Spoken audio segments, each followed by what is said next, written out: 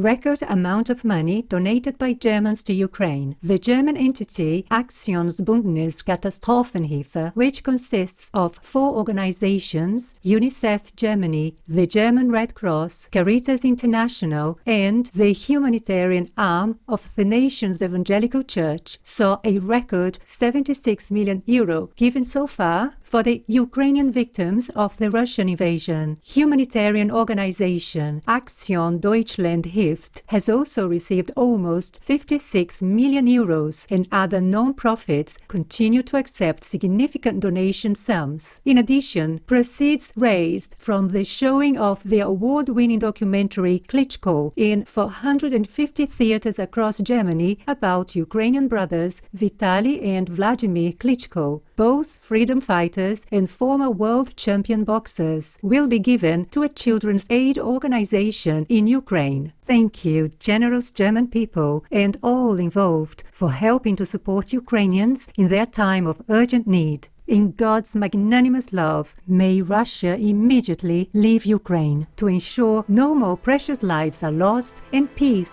is restored. World Water Development Report, or WWDR 2022 by UNESCO, suggests global water crisis can be resolved by better management of aquifers. UNESCO's WWDR says that 99% of liquid fresh water on Earth comes from underground, and almost 50% of the global urban population depends on it for drinking and domestic uses. About 25% of groundwater is consumed by the irrigation of crops. However, UNESCO says the resource is being mismanaged, undervalued, and even abused, as well as contaminated by substances like agrochemicals. Therefore, the WWDR 2022 recommends strict aquifer monitoring, equal distribution of groundwater, as well as proper management and preservation of it by governments. Our gratitude, UNESCO, for producing this eye-opening report. May humanity treasure and share invaluable natural resources and be a conscientious steward of the planet in divine blessings. Salvation Army in United States creates vegetable garden in accommodation complex for homeless. The Salvation Army, an international church-based charity, recently helped to create a communal fruit and vegetable garden on the grounds of a hotel they purchased to house the unsheltered in Charlotte, North Carolina. Apart from fresh vegan food, the garden also provides a place where the children can go after school and helps to bring the families together as they lovingly tend to the plants. Currently, the facility houses 70 people, but plans are in place to expand the capacity to 400. We applaud your efforts, Salvation Army, for helping to protect and care for people without homes in the United States. In the everlasting benevolence of the Providence, may all in the world have adequate food and shelter as we care for each other in gratitude.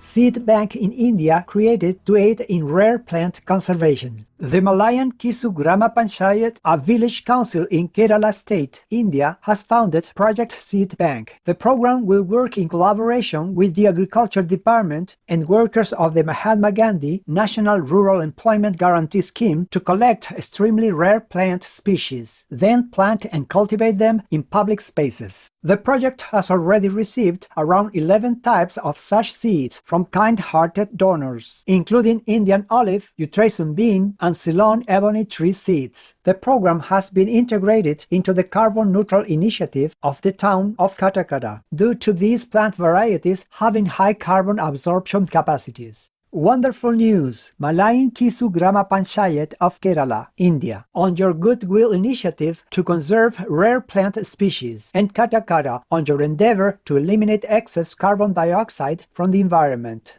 In God's loving wisdom, we pray more efforts by governmental agencies are made towards preserving our planet for generations to come.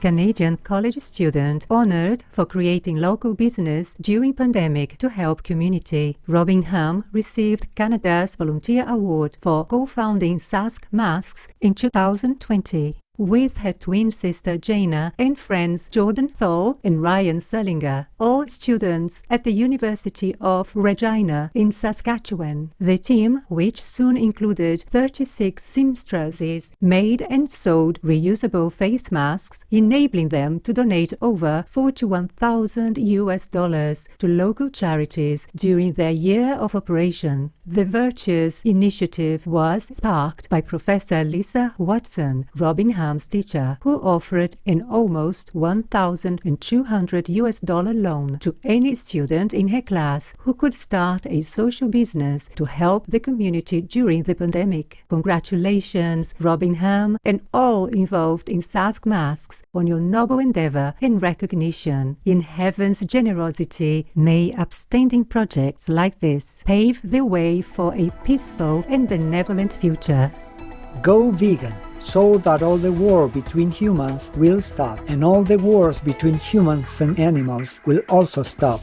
UK vegan dog people food startup sales soar over 600% in 6 months. Omni sold nearly 90,000 vegan dog people meals from September 2021 to March 2022, a phenomenal 6-fold growth in sales. The company raised £1.1 million in 2021 to be used for its expansion. More information about the devastating environmental damage that is caused by producing animal people-based pet foods has been revealed. This has led to a growing number of people to feed their dog people companions with plant-based offerings for the nutritional benefits and due to ethical concerns with conventional food. Besides Omni, other British companies are also working towards providing more plant-based dog people food options, such as The Pack, a food tech company. Bravo, Omni and The Pack, on your mission to provide nutritious plant-based food for our friends from the canine kingdom. May our worldwide transition to a vegan lifestyle be realized quickly, in celestial swiftness. Performing testing on animal people to show safety of school supplies no longer required in Brazil. Humane Society International, or HSI, a Shining World Compassion Award recipient, has announced that Brazilian national regulations now permit animal person-free safety assessments of school items. Previously, rat and rabbit people were used to test that paints, glues, and other products would not contain ingredients harmful to children. The changes have been a result of efforts from HSI and the National Council for the Control of Animal Experimentation, or CONSIA. Dr. Bianca Marigliani, HSI's science advisor, commented on the regulation update, saying, "These apparently simple changes ensure child safety while avoiding the unjustifiable use of many animals in safety assessment of school supplies in Brazil." Our praises, Brazil, HSI, and CONSIA, for your efforts in bringing about this compassionate change. May the bright Brazilian youth always be able to enjoy an education free of animal people cruelty in the gentle guidance of the divine.